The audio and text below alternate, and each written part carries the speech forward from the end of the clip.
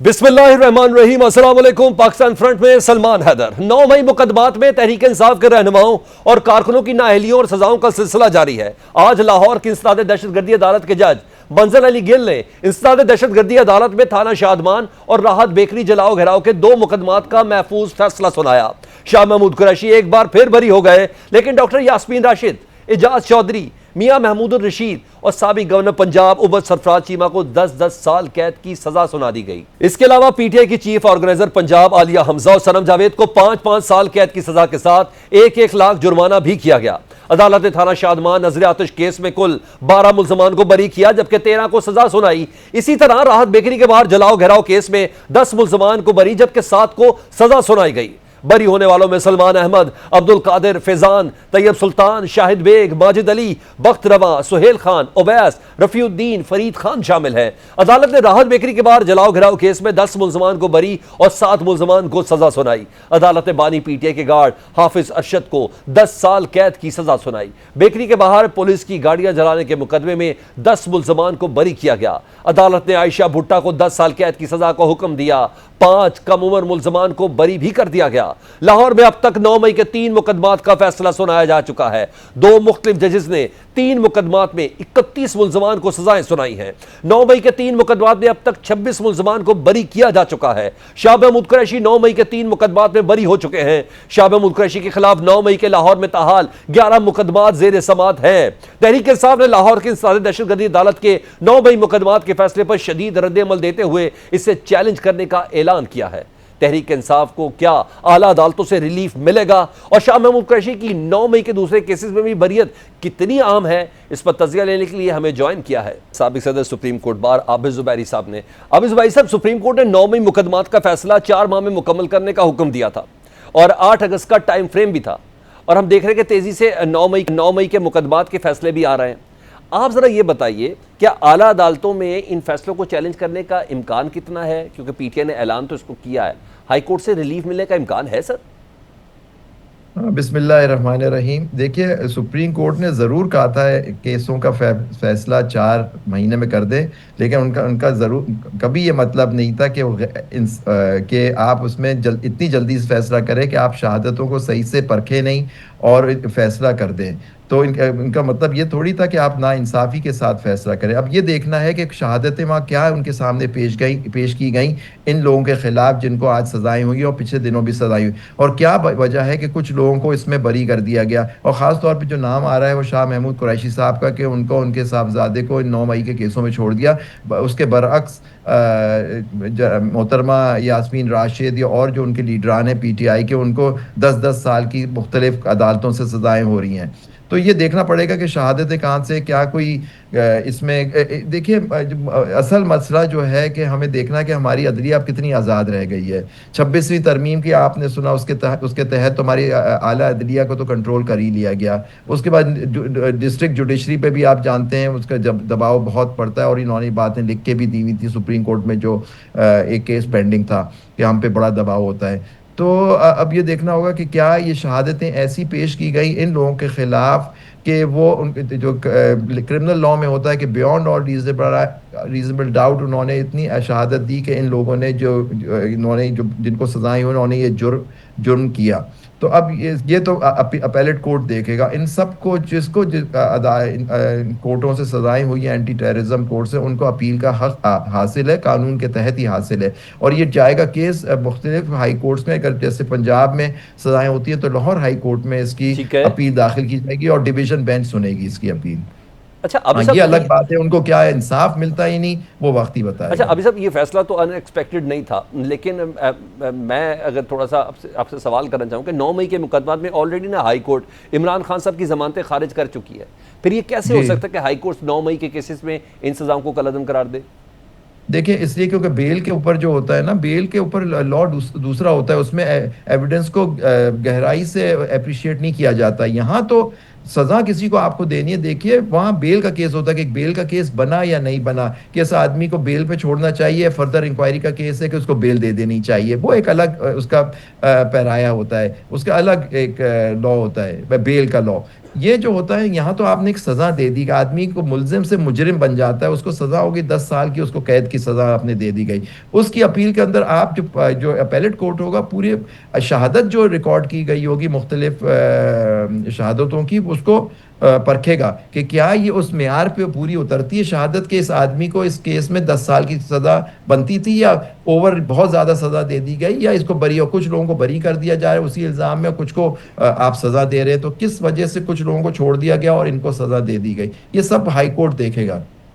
अच्छा सर, अब कुछ माजी के एग्जांपल देखें ना हमने, अगर सिर्फ पार्टीज़ वाइज देखें, लीडरान वाइज देखें, अब हम मुलजमान और मुजरमान से बाहर निकल जाएं, तो माजी में हमने देखा कि नून लीग पर जब मुश्किल दौर आया ना, तो 1-2 साल बाद उनको रिलीफ भी मिलना शुरू हो गया।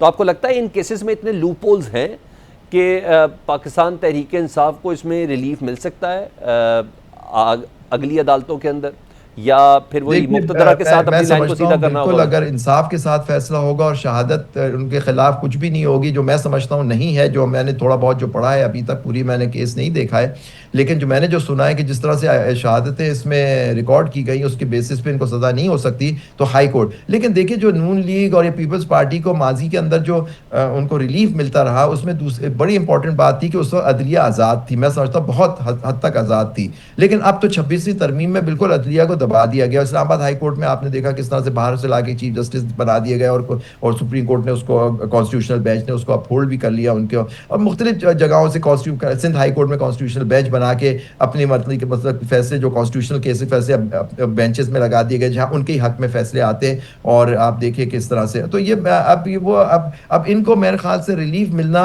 वैसे तो अगर शहादत नहीं तो रिलीफ मिलना चाहिए, क्योंकि जज को इंसाफ के साथ फैसला करना चाहिए, यही उन्होंने अहद दिया होता है, यही उनका मजहब और हमारा मजहब उनको बताता है कि जी आपको फैसला करना है इंसाफ के साथ। लेकिन मुझे नहीं लगता कि इनको रिलीफ मिलेगी, ख़ास तौर पे जबकि उन 85 लोगों को मिलिट्री कोर्ट से भी सज़ाएं हुई, जहाँ ना हमने उसकी एविडेंस देखी ना उनकी जजमेंट्स देखी, लेकिन वो बहुत 85 लोगों को मुख्तलिफ सज़ाएं हुई हैं। और उसके बाद से ही आप देखें मुतवातिर टेररिज्म कोर्ट से भी इन PTI के लीडरान को या वर्कर्स को या जो भी लोग थे उसमें मुलव्वस उस सानिये में, उनको सज़ाएं हो रही हैं। जी ठीक, बहुत शुक्रिया। आप ज़ुबैरी साहब साबिक सदर सुप्रीम हमसे बात कर रहे थे आज के इस केस के हवाले से, और पाकिस्तान तहरीक इंसाफ के अब कौन कौन से प्लेटफॉर्म ऐसे हैं जहां से वो रुजू कर सकते हैं। फील्ड मार्शल सैयद आसिम मुनीर का 2 माह में दूसरा अमरीकी दौरा पाक अमरीका ताल्लुकात में गर्मजोशी की नई लहर को जाहिर करता है।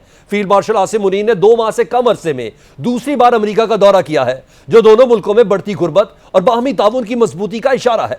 ब्लूमबर्ग की रिपोर्ट के मुताबिक फील्ड मार्शल ने chairman joint chief of staff general Dan Caine से भी मुलाकात की। मुलाकात में बाहमी पेशावराना दिलचस्पी के अमूर पर तबादला ख्याल किया गया।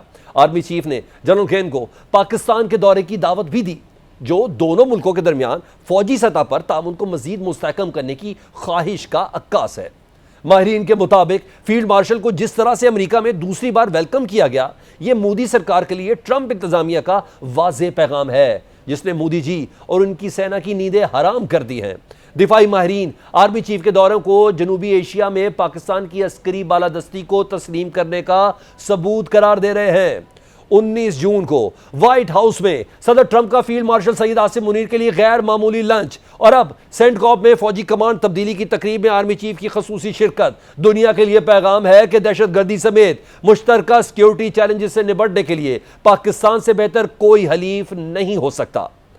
फील्ड मार्शल सैयद आसिम मुनीर ने द इकोनॉमिस्ट के मुताबिक पाकिस्तान के आलमी किरदार और सफारती हिकमत अमली का कलीदी मेमार करार दिया है। जरीदे के मुताबिक फील्ड मार्शल की 18 जून को अमेरिकी सदर डोनाल्ड ट्रंप से व्हाइट हाउस में होने वाली मुलाकात जनूबी एशिया में एक नई सफारती बाब का आगाज थी। रिपोर्ट में यह भी इंकशाफ किया गया कि अमेरिकी पॉलिसी साहब अब भारत की तकरीबी सरगर्मियों और दाखिली दबाव का सरे-नौ जायजा ले रहे हैं।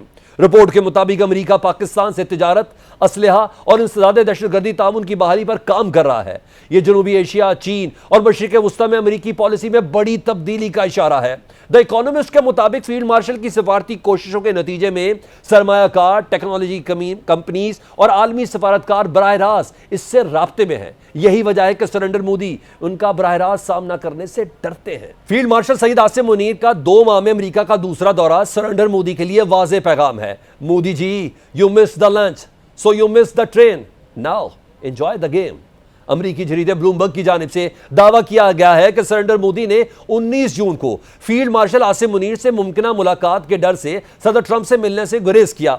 रिपोर्ट में कहा गया कि मोदी को खदशा था कि कहीं सदर Trump field marshal Saeed Asim Munir से मुलाकात न करा दें। लेकिन मोदी जी कब तक भागेंगे? जितनी जल्दी मुज़ाकरात की मेज पर आ जाएंगे, आपके लिए बेहतरी इसी में है, क्योंकि ट्रंप ही नहीं, अमेरिका की मिलिट्री लीडरशिप भी field marshal Saeed Asim Munir fan नजर आती है। ट्रंप ने व्हाइट हाउस में मुलाकात के बाद फील्ड मार्शल को टफ गाय का कहा था। सेंटकॉम में कमान तब्दीली की तकरीब के मुनाजिर दुनिया के लिए वाज़ेह पैगाम है कि पाकिस्तान, पाक फौज और उसका सरबराह अमेरिका के लिए कितने अहम है। तकरीब में फील्ड मार्शल सईद आसिम मुनीर और अमेरिकी मिलिट्री लीडरशिप की बॉडी लैंग्वेज में कई सवालों का जवाब मौजूद है। सेंटकॉम के सुबकदोश होने वाले सरबराह जनरल कोरेला हो या नई जिम्मेदारियां संभालने वाले एडमिरल ब्रेड कूपर, हर कोई फील्ड मार्शल सईद आसिम मुनीर से मुसाफे का मुश्ताक नजर आया। फील्ड मार्शल का पहली नशस्त पर बुरा जमान होना, अमेरिकी फौज की क़यादत से मिलते हुए इंतहाई पुरअतमाद अंदाज सरेंडर मोदी के लिए किसी डराने ख्वाब से कम नहीं। दुनिया के अहम तरीन अस्करी मरकज सेंटकॉम में फील्ड मार्शल को दावत देकर बुलाया जाना और तकरीब में उनकी भरपूर पजीराई के बाद भारत को भी यह समझ लेना चाहिए कि जनूबी एशिया में बालादस्ती का इसका ख्वाब मार्का हक के बाद बुरी तरह चिकनाचूर हो चुका है। ISPR के मुताबिक अमेरिका के अहम तरीन दौरे के दौरान फील्ड मार्शल सईद आसिम मुनीर जहां अमेरिकी अस्करी और सियासी क़यादत से मिले, वहीं पाकिस्तानी कम्युनिटी से अहम खिताब भी किया, जिसमें फील्ड मार्शल सईद आसिम मुनीर ने पाक अमेरिका ताल्लुकात, पाक भारत कशीदगी, दहशतगर्दी, सरमायाकारी, नौजवानों और ओवरसीज पाकिस्तानियों के किरदार पर खुलकर बात की। फील्ड मार्शल ने कहा, महज 1.5 माह के वक्फे के बाद मेरा दूसरा दौरा पाक अमेरिका ताल्लुकात के हवाले से एक नई जहद की इलामत है। इन दौरों का मकसद ताल्लुकात को एक तामीरी, पायदार और मुस्बत रास्ते पर गामजन करना है। अमेरिका के साथ मुमकिन तजारती मुआहदे की बदौलत भारी सरमायाकारी मुतवक्के है। आर्मी चीफ ने अपने खिताब में कहा कि सऊदी अरब, मुत्तहदा अरब अमारात और चीन के साथ मुख्तलिफ मुफाहमती यादाश्तों पर अमल दरामद जारी है, जो माशी ताउन और सरमायाकारी को फ़रोग़ देंगे। फील्ड मार्शल ने कहा, अब हमारे सामने सवाल ये नहीं कि अगर हम उठेंगे, बल्कि सवाल यह है कि कितनी जल्दी और कितनी कुव्वत से हम उठेंगे। फील्ड मार्शल सईद आसिम मुनीर ने अपनी तकरीर में नौजवान नस्ल, ओवरसीज पाकिस्तानियों और सोशल मीडिया के गलत इस्तेमाल पर खुलकर बात की। आर्मी चीफ ने कहा, नई नस्ल की सोच, ताल्लुकात और तरजीहात मुख्तलिफ हैं, जिन्हें समझने की जरूरत है। हमारी 64% नौजवान आबादी बेपनाह सलाहियतों से भरपूर है, जो मुस्तकबिल की तामीर में कलीदी किरदार अदा करेगी। फील्ड मार्शल ने ब्रेन ड्रेन बयानिए की नफी करते हुए कहा कि ब्रेन ड्रेन नहीं, ओवरसीज पाकिस्तानी ब्रेन गेन है।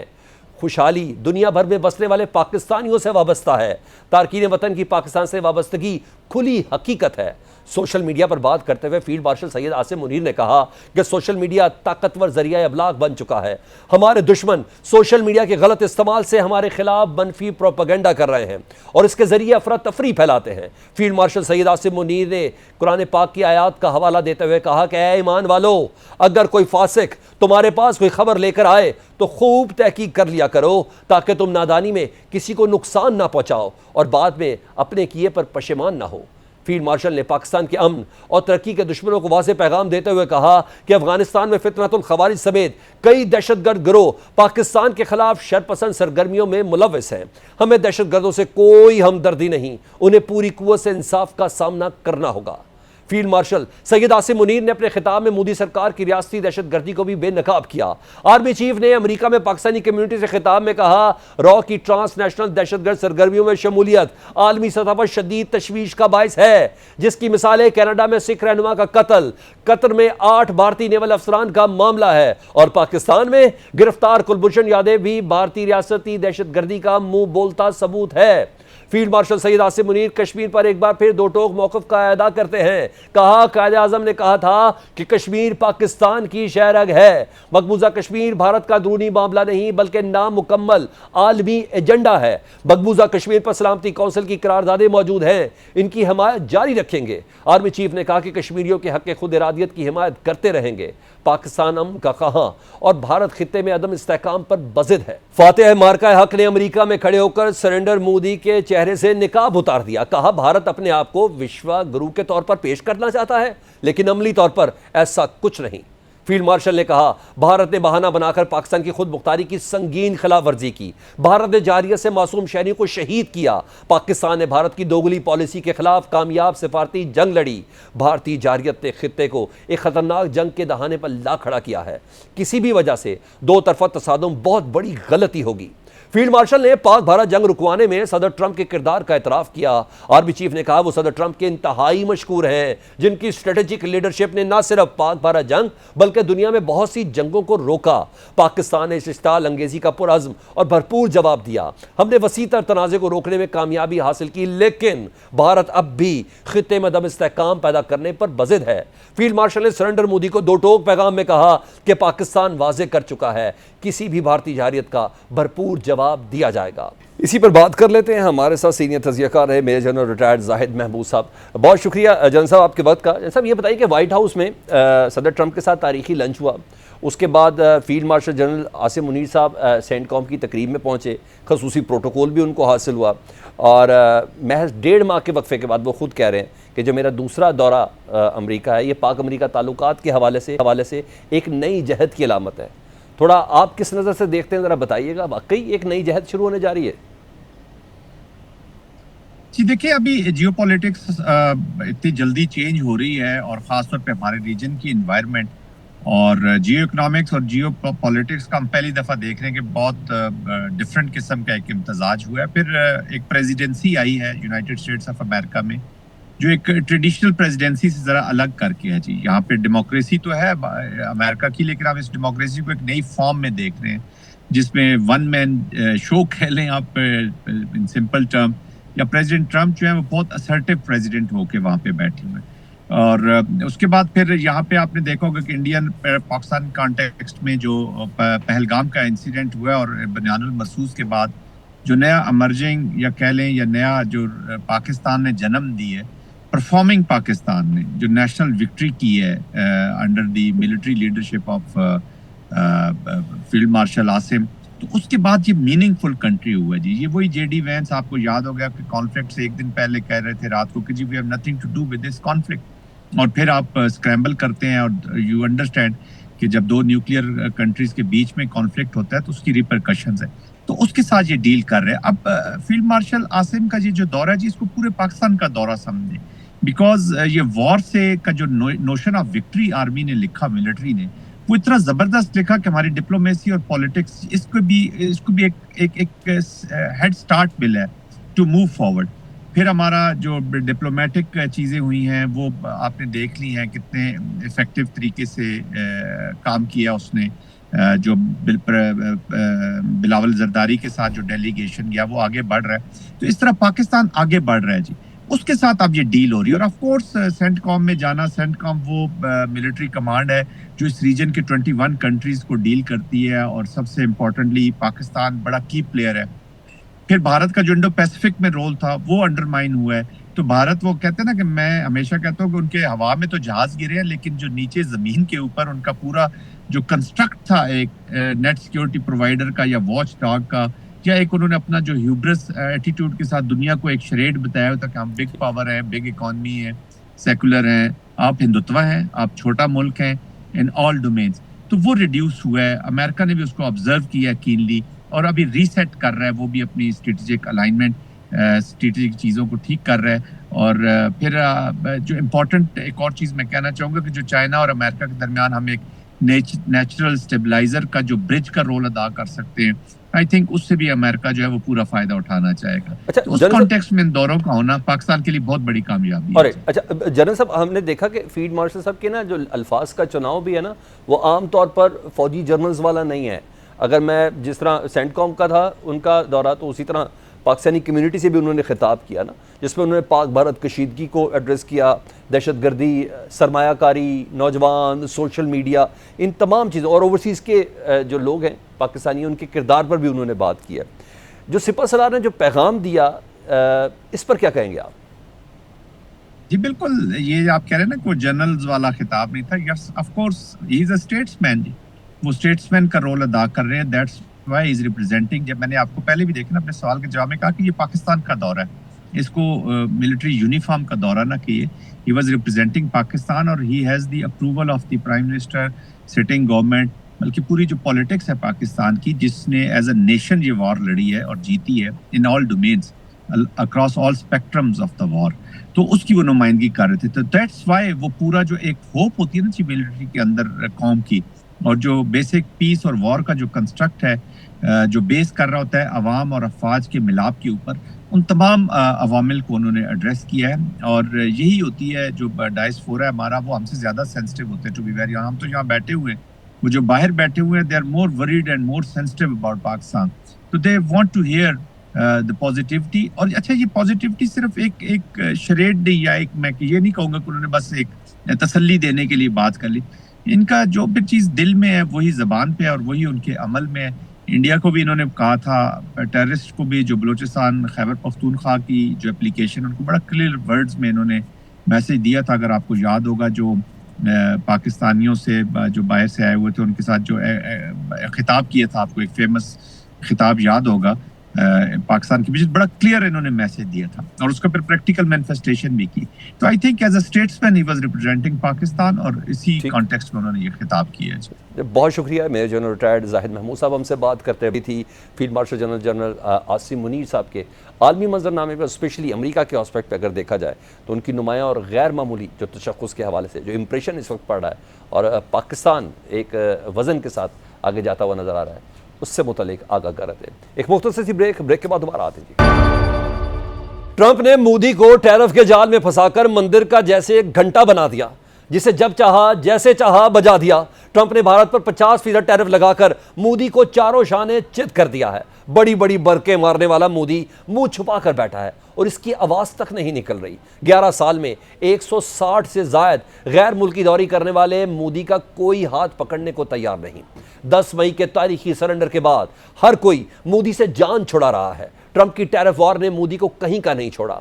अपने मित्र ट्रंप से 50% टैरिफ का जोरदार तमाचा पड़ने के बाद मोदी ने अजीत डोवल को मास्को में प्यूटन के पास भेजा, लेकिन इतलात के मुताबिक प्यूटन ने मोदी को हाथ नहीं पकड़ाया बल्कि बीजिंग की राह दिखाई। खबरों के मुताबिक शंघाई तामुन तंजीम इजलास के बहाने मोदी घुटनों के बादल सदर शी जिनपिंग से मिलने और मदद के लिए जा रहे हैं, लेकिन वहां से जो जवाब मिलना है वो सबको पता है। ट्रंप की टैरिफ वॉर आलमी तजारती निज़ाम में एक बड़ी तब्दीली की अलामत है, जिसे पिछले 100 साल में सबसे बड़ी इक्तिसादी तब्दीलियों में से एक करार दिया जा रहा है। लेकिन सवाल यह है कि आलमी मईशत को हिलाने वाली इस्तिलाह टैरिफ किस बला का नाम है? दरहकीकत टैरिफ वो टैक्स है जो कोई मुल्क या दीगर ममालिक से बरामद की गई अशिया पर आयद करता है, जिसका एक मकसद हुकूमती आमदनी में इजाफा करना होता है, जबकि दूसरा मकसद यह होता है कि लोग बाहर से मंगवाई गई अशिया का इस्तेमाल भी कम करें, जिससे मुल्की मसनूआत को फरोग मिलेगा। सबसे पहले अमेरिका के नारे के साथ इक़्तिदार में आने वाले ट्रंप की टैरिफ वॉर के नतायज क्या निकलते हैं, यह तो आने वाला वक्त ही बताएगा। लेकिन वॉल स्ट्रीट जर्नल ने अपनी एक रिपोर्ट में बताया कि ट्रंप ने 2018 में जो टैरिफ लगाए थे उनसे अमेरिका को फायदे की बजाय नुकसान हुआ। अंदरूनी मुल्क मुलाजमतों में कोई इजाफा नहीं हुआ, उल्टा अमेरिका में 1,20,000 मुलाजमतें खत्म हो गई थीं। यही नहीं, मकामी मसनूआत की कीमतें बढ़ने से हर अमरीकी घर पर औसतन $625 माहाना का इजाफी खर्चा बढ़ गया था। वॉल स्ट्रीट जर्नल ने अपनी रिपोर्ट में 1962 में चिकन वॉर का जिक्र किया है। जब मगरबी जर्मनी में अमरीकी चिकन की फरोख्त बहुत बढ़ी तो यूरोपीय इदारे ने चिकन पर टैरिफ लगा दिया था।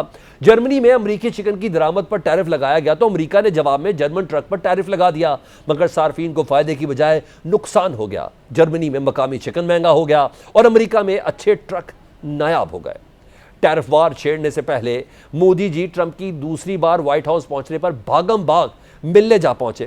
13 फरवरी को मोदी की ट्रंप से मुलाकात हुई, लेकिन 24 घंटे भी ना गुजरे थे कि 14 फरवरी को ट्रंप ने एलोन मस्क से कहा कि भारत में इन्वेस्टमेंट नहीं करनी और टैरिफ के मामले पर अपना इरादा भी बता दिया। 3 अप्रैल को सदर ट्रंप ने आलमी मईशत पर पहला टैरिफ वॉर किया। अमेरिकी सदर ने 100 से ज्यादा मुल्कों पर भारी भरकम टैरिफ आयद करने का ऐलान किया, जिसे बाद में 31 जुलाई तक मौखर कर दिया गया। 15 मई को खलीजी ममालिक के दौरे के दौरान कतर में बैठकर मोदी को वाज़ेह पैगाम दिया। ट्रंप ने एप्पल के सीईओ टिम कुक से भारत में कंपनी की बढ़ती हुई पैदावारी सरगर्मियों पर बरहमी का इजहार किया और कहा कि एप्पल को अपनी तवज्जो वापस अमेरिका में मैन्युफैक्चरिंग पर मरकूज करनी चाहिए। लेकिन मोदी का ओवर कॉन्फिडेंस उसे ले डूबा। 31 जुलाई की डेडलाइन से पहले मुज़ाकरात में नाकामी पर ट्रंप ने भारत पर 25% टैरिफ लगाया, जिसके बाद रूसी तेल पर मुनाफा कमाने पर नाराज ट्रंप ने भारत पर मजीद 25% टैरिफ लगा दिया। यूं टैरिफ 50% हो गया। ट्रंप ने भारतीय मईशत को मुर्दा करार देते हुए शदीद तनकीद का निशाना भी बनाया। सदर ट्रंप ने 31 जुलाई को पाकिस्तान के साथ तजारती मुआहदे और टैरिफ 29 से 19% करने का भी ऐलान किया। ट्रंप ने पाकिस्तान में तेल की तलाश समेत मुख्तलिफ शोबों में सरमायाकारी का भी ऐलान किया। साथ ही मोदी सरकार पर तंज करते हुए कहा, हो सकता है भारत को पाकिस्तान से मुस्तकबिल में तेल दरामद करना पड़े। ट्रंप भारत को कब कब क्या क्या पैगाम देते रहे, आइए देखते हैं। बज़ाहिर ट्रंप भारत के रूस से तेल खरीदने पर नाराज है। भारत का शुमार दुनिया के सबसे ज्यादा तेल इस्तेमाल करने वाले ममालिक में होता है। भारत 85% से ज्यादा जरूरत के लिए गैर मुल्की सप्लाईज पर इन्हिसार करता है। सिंगापुर के सरकारी टीवी CNA की अपनी 7 अगस्त 2025 की रिपोर्ट के मुताबिक भारत माजी में रवायती तौर पर तेल की फराहमी के लिए मशरिक वस्ता पर इन्हिसार करता था। ताहम 2022 में यूक्रेन की जंग शुरू होने और रूस पर मगरबी पाबंदियों ने नई दिल्ली को मॉस्को से रियायती खाम तेल हासिल करने का मौका फराहम किया। रूस से इसकी तेल की दरामदाद 2% से बढ़कर 36% तक जा पहुंची। रिपोर्ट में लिखा गया है कि सस्ते तेल ने हिंदुस्तानी रिफाइनरीज की लागत को कम कर दिया है। यही वजह है कि ट्रंप ने भारत के खिलाफ नई तजारती जंग में जिस शुबे को हदफ बनाया वो तेल साफ करने वाली 2 बड़ी रिफाइनरीज हैं। गुजरात के शहर जामनगर में वाक़े मुकेश अंबानी की रिलायंस रिफाइनरी दुनिया की सबसे बड़ी रिफाइनरी है और उसका 1/3 तेल रूस से आता है। जामनगर में ही एक और बड़ी रिफाइनरी नायारा एनर्जी है। 2017 से नायारा के 49% शेयर रूस की सरकारी ऑयल कंपनी के पास है। रूस से तेल खरीदने पर अमेरिका क्यों परेशान है? इस हवाले से CNA की रिपोर्ट में लिखा है कि अमेरिका का कहना है कि हिंदुस्तान की तरफ से रूसी खाम तेल की खरीदारी यूक्रेन में मॉस्को की जंगी कोशिशों को हवा दे रही है। अगरचा यूक्रेन के मगरबी इत्तेहादियों ने बार बार रूस की बरामदी आमदनी को रोकने की कोशिश की है, लेकिन मॉस्को यूरोप से तवानाई की फरोख्त को भारत और चीन समेत दीगर ममालिक को भेजने में कामयाब रहा है। जोग्राफियाई सियासी वजूहात के अलावा इक्तसादी तहफ़्फ़ुज़ात भी हैं। ट्रंप के तजारती मुशीर पीटर नावारो ने 6 अगस्त को सहाफ़ियों को बताया कि हिंदुस्तान टैरिफ का महाराजा है। पीटर नावारो का मजीद कहना था कि नई दिल्ली के आला टैरिफ और नॉन टैरिफ रुकावटों का मतलब है कि अमेरिका गैर मुनसिफाना तजारती माहौल में अपनी मसनूआत खरीदने के लिए भारत को बहुत सारे डॉलर बैरून मुल्क भेजता है। इसके बाद भारत रूसी तेल खरीदने के लिए अमेरिकी डॉलर इस्तेमाल करता है। सूरत हाल से लगता है कि मोदी जंगी महाज पर सरेंडर करने के बाद मुआशी महाज पर ट्रंप के सामने सरेंडर करने जा रहे हैं। न्यूयॉर्क टाइम्स की रिपोर्ट के मुताबिक भारत ने रूस से तेल की खरीदारी कम कर दी है। अखबार लिखता है कि रूस से तेल की खरीदारी खत्म करना और इस वक्त भारत के लिए सरेंडर करने के मुतरादिफ होगा। कुछ कहीं मोदी को 1.5 होशियारी महंगी भी पड़ गई है। अब मोदी जी को जान के लाले पड़े हैं। भारतीय मसनूआत पर 50% अमेरिकी टैरिफ आयद होने के बाद दोनों मुल्कों के दरमियान 2 दहाइयों से पहली बार तजारती ताल्लुकात इंतहाई निचली सतह पर पहुंच गए हैं। मीडिया रिपोर्ट्स के मुताबिक मोदी का ATM गौतम अडानी ही नहीं, रूसी तेल की गंगा में हाथ धोने वाले मुकेश अंबानी भी ट्रंप के निशाने पर हैं। माहिरीन का कहना है कि मोदी जितनी मर्जी बढ़ के मार ले, इसके लिए ट्रंप का टैरिफ वार सहना नामुमकिन है। अब देखना यह है कि मोदी जंगी महाज के बाद मुआशी महाज पर कब सरेंडर करते हैं। टैरिफ के वार से मोदी ही नहीं, भारतीय रुपया और स्टॉक मार्केट भी दबाव में है। 50% टैरिफ ने भारतीय स्टॉक मार्केट को हिला कर रख दिया है। जुम्मे के रोज गैर मुल्की सरमायाकारों ने भारतीय मार्केट से 50 अरब डॉलर निकाल लिए। ट्रंप टैरिफ से भारत की अमेरिका को 55% बरामदात मुतासर होंगी, जिनमें टेक्सटाइल, जवाहरात, चमड़े की मसनूआत, ऑटो पार्ट्स और सी फूड के शोबे शामिल हैं। भारतीय वजारत तिजारत के आदाद शुमार के मुताबिक माली साल 2024-25 में भारत ने अमेरिका को 86.5 अरब डॉलर की मसनूआत बरामद की। रिपोर्ट के मुताबिक टेक्सटाइल और मलबूसात की भारतीय बरामदात का हजम सालाना 10.3 अरब डॉलर है, जिसमें कॉटन तौलिए, रेडीमेड गारमेंट्स, होम टेक्सटाइल्स और फैशन अपैरल शामिल हैं। इसी तरह अमेरिका को जवाहरात और जेवरात की एक्सपोर्ट्स भारतीय बरामदी मईशत का सतून समझी जाती है। भारत सालाना 12 अरब डॉलर के जवाहरात और जेवरात अमेरिका को बरामद करता है, जबकि भारत का इलेक्ट्रिकल और मैकेनिकल मशीनरी का शोबा अमेरिका को 9 अरब डॉलर की बरामदात करता है। चमड़े और जूतों की बात करें तो इसकी बरामदात 1.18 अरब डॉलर और केमिकल मसनूआत 2.34 अरब डॉलर की सतह पर है, जबकि झींगे और दीगर सी फूड अशिया की बरामदात 2.24 अरब डॉलर के करीब है। इलेक्ट्रॉनिक्स और दवा साजी की सनतें फिलहाल ट्रंप टैरिफ से मुस्तस्ना है, लेकिन बाकी कलीदी शोबे बराह रास्त मुतासिर हो रहे हैं। माहिरीन के मुताबिक भारतीय बरामदी मईशत के लिए यह टैरिफ एक बड़ा झटका है। इसके बायस भारतीय मसनूआत वियतनाम और बांग्लादेश की सस्ती अशिया के मुकाबले में 30 तक 35% महंगी हो जाएंगी। इससे न सिर्फ भारतीय कंपनियों की मुसाबकत मुतासिर होगी, बल्कि लाखों मुलाजमतें भी खतरे में पड़ सकती हैं। आलमी अमूर पर पॉलिसी डिस्कशन करने वाले अमेरिकी थिंक टैंक विल्सन सेंटर के माइकल गुगलमैन ने भारत और अमेरिका के दरमियान हालिया तनाव को 2 दहाइयों में 2 मुल्कों के दरमियान बदतरीन बहरान करार दिया है। भारत के चैम्बर ऑफ कॉमर्स के एक रिपोर्ट के मुताबिक इब्तदाई तौर पर भारत की 8 अरब डॉलर की बरामदात मुतासिर होंगी, लेकिन जैसे जैसे मुकम्मल टैरिफ लागू होगा, इसके असरात पूरे मुआशी निज़ाम पर महसूस होंगे। आने वाले 3 हफ्ते निहायत अहम करार दिए जा रहे हैं, क्योंकि भारत को तवानाई के शोबे में बरामदी आमदन और रोजगार बचाने के मुश्किल फैसले करना होंगे। भारत पर 50% अमरीकी टैरिफ के ऐलान के साथ ही मारूफ अमरीकी कंपनियों ने भारतीय मसनूआत की खरीदारी रोक दी है। भारतीय न्यूज चैनल एनडीटीवी की खबर के मुताबिक अमरीकी रिटेलर्स वॉलमार्ट, अमेजॉन, टारगेट और गैप ने ट्रंप की जानिब से टैरिफ 50% करने के ऐलान के बाद भारत से ऑर्डर मंगवाना रोक दिए हैं। एक्सपोर्टर्स को अमरीकी खरीदारों की जानिब से खतूत और ईमेल्स मौसूल हुई हैं, जिनमें शिपमेंट्स को अगले नोटिस तक रोकने की हिदायत की गई है। मलबूसात और टेक्सटाइल के नए ऑर्डर्स भी रोक दिए गए हैं। अमेरिका पाकिस्तान का सबसे बड़ा तजारती पार्टनर है। दस्तावेज के मुताबिक गुज़िश्ता माली साल पाक अमेरिका तजारत का हजम 7 अरब 59 करोड़ 80 लाख डॉलर रहा। पाकिस्तान ने एक साल में अमेरिका को 5 अरब 83 करोड़ डॉलर की बरामदात की, जो पिछले साल से 10% ज्यादा है। पाकिस्तानी बरामदात में बड़ा शेयर टेक्सटाइल सेक्टर का है। एफबीआर के आदाद-ओ-शुमार के मुताबिक साल 2024-25 के दौरान अमेरिका को सबसे ज्यादा बरामद की जाने वाली एशिया में बेडशीट्स, टेबल कवर, टॉयलेट और किचन के कपड़े थे, जिनकी मालियत 1038 मिलियन अमरीकी डॉलर रही। इसके बाद मर्दाना सूट, जैकेट्स, पैंट्स और शॉर्ट्स 936 मिलियन डॉलर के साथ दूसरे नंबर पर हैं। दीगर अहम बरामदात में रेडीमेड मलबूसात जैसे कि dress pant 386 million dollar, T shirt 361 million dollar, जर्सियां और पुलोवर 312 मिलियन डॉलर, मोजे और जुराबें 278 मिलियन डॉलर और मर्दाना कपड़े 258 मिलियन डॉलर, मर्दाना शर्ट्स 244 मिलियन डॉलर शामिल हैं।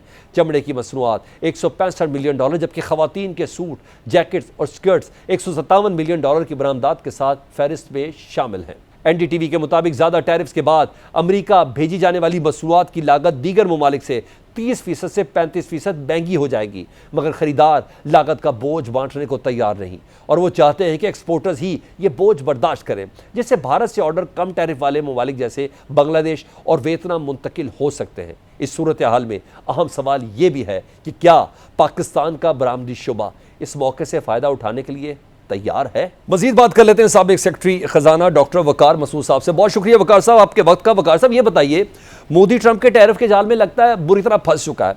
इस मौके पर आपको ऐसा लगता है कि ये फौरी इस जाल से निकल भी पाएगा? बहुत शुक्रिया सलमान साहब। देखिए, अभी तो यानी कि बज़ाहिर तो यही लगता है कि ट्रंप साहब बहुत गज़बनाक हैं और उनका मूड कुछ ख़राब ही है भारत की तरफ। और लेकिन ये जो उन्होंने 25 को 50 किया है, तो इसमें हम ये जहन में रखें कि ये 27 तारीख तक का वक्त दिया है और शायद इंडिया की एक टीम अमेरिका की एक टीम इंडिया भी आ रही है, तो बातचीत भी हो रही है। एक ये पहलू है और उम्मीद की जानी चाहिए इन लोगों की तरफ से, हिंदुस्तान की तरफ से, कि इसमें कुछ मामला जो हैं वो सहल हो जाएं। उनके लिए तो 25% भी जो है वो नाकाबिले बर्दाश्त है। वजह ये कि वो 50% को बर्दाश्त कर सके। तो अगर ये सूरत हाल ऐसी रहती है अमेरिका की तरफ से, तो ऐसी सूरत के अंदर तो फिर कोई और दूररस बातें इंडिया को सोचना होंगी कि किस तरीके से अपना तहफ़्फ़ुज़ करे वो इस अच्छा डॉक्टर साहब, तकलीफ से। ट्रम्प साहब का ये जो टैरिफ वॉर है तो बहुत हैवी। आप ज़रा ये बताइएगा, भारतीय जो मईशत है वो इस वार को सह सकती है? अच्छा, इसमें ये समझ लेते हैं हम कि तकरीबन 86 बिलियन डॉलर की एक्सपोर्ट्स हैं इंडिया की जो अमेरिका जा रही हैं। तो मतलब ये इतना बड़ा अमाउंट है। इस सब के ऊपर 50% ड्यूटी देना, वो 40 अरब डॉलर 43 अरब 43 बिलियन डॉलर की जो है ड्यूटी लग जाना, वो तकरीबन नामुमकिनात में से है। कुछ चीज़ों को इस्तिस्ना हासिल है, इलेक्ट्रॉनिक्स को और फार्मा को, लेकिन जो सबसे ज़्यादा लेबर इंटेंसिव एक्सपोर्ट्स हैं जैसे टेक्सटाइल्स है और ज्वेलरी वगैरह है, इनके ऊपर अगर इनकी इनकी एक्सपोर्ट्स रुकती हैं तो ये वाली इंडस्ट्रीज में से तो बहुत अनएम्प्लॉयमेंट हो जाएगा। तो ये एक इजाफी पहलू है उनके ऊपर बोझ का, जिससे बर्दाश्त करना आसान नहीं होगा। अच्छा डॉक्टर साहब, मीडिया रिपोर्ट्स के मुताबिक ना अमरीकी कंपनियों ने ना बाकायदा भारतीय मसनूआत की ख़रीदारी भी रोक दी है। इस मौके पर जाहिर बात है भारत से ऑर्डर्स या तो बांग्लादेश मुंतकिल होंगे या वियतनाम मुंतकिल होंगे या पाकिस्तान मुंतकिल होंगे। पर्टिकुलर बताइए कि इस सूरत हाल में किन किन शोबों में पाकिस्तान फ़ायदा उठा सकता है? देखिए, हमारे साथ तो पहले से ही एक उलझन है, और ये कि हमारी इनसे तिजारत पे पाबंदी है। मतलब इनफॉर्मली कुछ कर लेते हैं हम, जब कोई ऐसी सख्त ज़रूरत होती है, किसी चीज़ की किल्लत हो गई है, उसको फौरी तौर पे पूरा करना है, तो वो शायद कर लेते हों। लेकिन जहाँ तक मेरा इल्म है, इस वक्त तिजारत जो है वो हिंदुस्तान से नहीं है। तो हिंदुस्तान हमें तो देखेगा नहीं। गो के टेक्सटाइल वाले मामलात के अंदर किसी हद तक हम भी एक उम्मीदवार हो सकते हैं कि वो हमारी तरफ देखे। टेक्सटाइल में हम खुद इतनी एक्सपोर्ट करते हैं, तो हमें तो शायद ये फ़ायदा हो कि अगर वहाँ से नहीं आ रहा तो अमेरिका के जो इम्पोर्टर्स हैं वो कुछ हमसे ज़्यादा माल ख़रीद लें, ताकि सब्स्टिट्यूशन हो सके।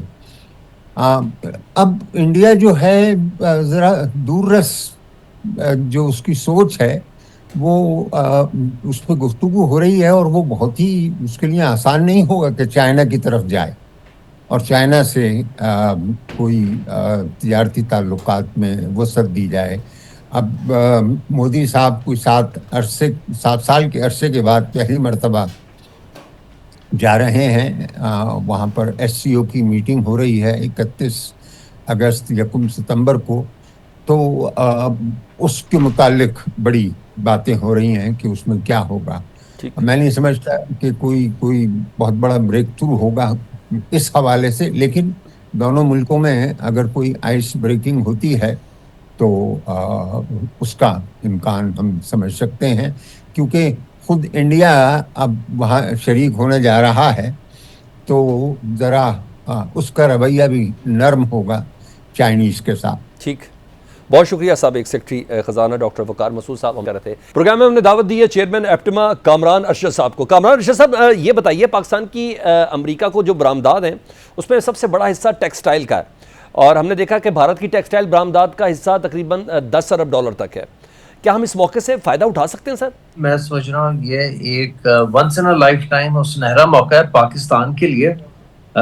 इनिशियल एक्सपेक्टेशन 15 से 17% की थी, लेकिन मेरा ख्याल है 19% भी हमें जो टैरिफ मिला है, एक ये शो करता है कि अमेरिका ने हमें एक फेवरेबल टैरिफ दिया, क्योंकि साउथ ईस्ट एशिया में ये टैरिफ किसी को नहीं मिला, जो बाकी एशियन कंट्रीज में ये टैरिफ सिर्फ थाईलैंड और इंडोनेशिया को मिला है, जिनसे हमारा कोई डायरेक्ट मुकाबला नहीं। वियतनाम, बांग्लादेश, श्रीलंका ये सारे 20 पे हैं, और इंडिया का तो आपको पता है कि 25% लगा, और 25 के ऊपर 25 और लग के 50 हो गया। तो ये खुशाइन बात है कि हमें लोअर एंड पे लगा, हमसे कम 15% सिर्फ 3 या 4 मुल्कों को मिला है, जापान, यूरोपियन यूनियन एंड 2-3 और मुल्कों को। एंड उसमें जो कंडीशन है वो बिलियंस ऑफ डॉलर्स की इन्वेस्टमेंट है इनटू यूएस, जो कि ऑब्वियसली हम तो कर नहीं सकते क्योंकि हम एक बड़े सख्त आईएमएफ प्रोग्राम है। सो आई थिंक एक अच्छा स्टार्ट है, और इसमें जो टेक्सटाइल सेक्टर है और टेक्नोलॉजी सेक्टर, ये से काफ़ी गेन ले सकते हैं। अच्छा, एक तो ये बता दें क्या हम इस गेन लेने के लिए तैयार हैं, क्योंकि पाकिस्तान, बांग्लादेश और वियतनाम का जो टैरिफ है ना, ये कम बेश बराबर है, 19 और 20 वाला मामला है। अब ये बताइए कि इस सूरत हाल में इन मुल्कों के लिए रुकावटें क्या होंगी जो पाकिस्तान के पास नहीं है?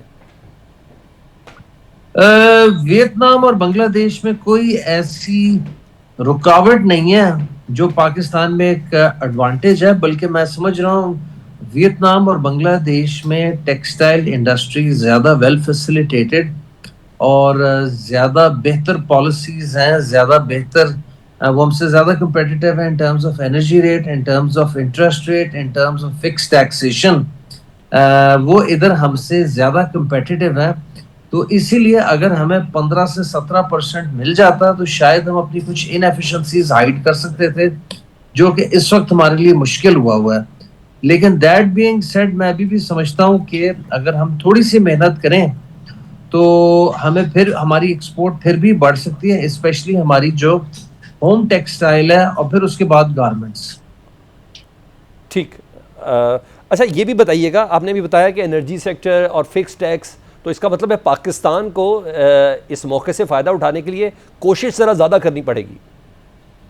जी, हमारे यहाँ जो इस वक्त पॉलिसी रेट है, इंटरेस्ट रेट जिसे आप काइबोर कहते हैं, वो 11% है, जबकि वियतनाम में वो कुछ तकरीबन 4.5% है, बांग्लादेश में 10% है, इंडिया में 5.5% है, दूसरे मुल्कों में 5 से 7% के दरमियान, उसमें वियतनाम, श्रीलंका, इंडोनेशिया, कंबोडिया ले लें, तो यहाँ हमें सिंगल डिजिट में आना पड़ना है, और हमारे पास बेतहाशा गुंजाइश है, बिकॉज आपका जो शरह महंगाई है या इन्फ्लेशन रेट वो सब 5% के लगभग है।